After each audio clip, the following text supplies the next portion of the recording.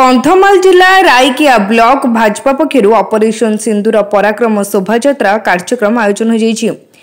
शोभायात्रा कार्यक्रम में शह शह जनसाधारण हाथ में त्रिरंगा धरी मालांचल छात्रावास बाहरी सहर परिक्रमा करने सहित सुगड़बाड़ी गुमा महापंचायत सहित माणिकेश्वर पंचायत शोभायात्रा पहुंची।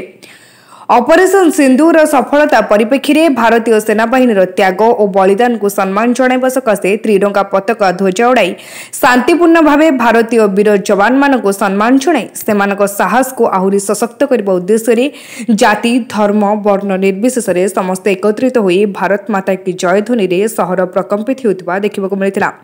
एथिरे जिला सभापति पंडित बीसी माझी, रायकिया मंडल सभापति संतोष पात्र, सांसद प्रतिनिधि संतोष कुमार लेंका, सनकदिकाल, नारायण पात्र, जितेंद्र मल्लिक समेत बहु भाजपा नेता और कर्मी सामिल थे।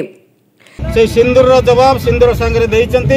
एवं पाकिस्तान को उचित जवाब देइचंती आमर सेनाबाहिनी द्वारा सेनाबाहिनी मनोबल वृद्धि करे उचित जवाब देइचंती। ऑपरेशन सिंदूर ना रे जो कार्यक्रम कराई पाकिस्तान को जो जवाब दिखाई से जवाब रे आमर भारतीय सेना प्रकृत जवाब देइथिबा कारणर साहसर प्रतीक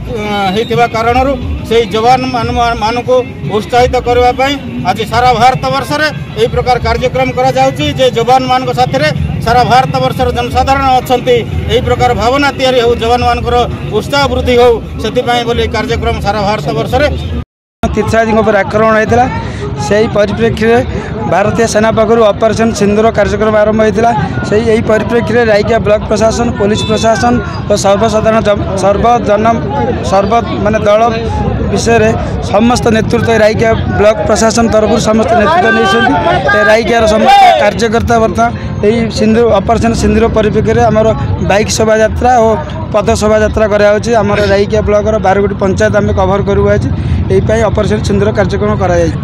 तो आज यही कार्यक्रम को आम स्वागत जनाचु। प्रथमे तो आम जो माँ मान निर हत्या कर हृदय श्रद्धांजलि देचु जो नारी आम देशपाई वीरता देखा आम साल्यूट करूँ। प्रथमे तो यही जो कार्यक्रम रही फौज निश्चय उत्साह बढ़ समस्ते उत्साह हे एवं यही उत्साह देखिकी आम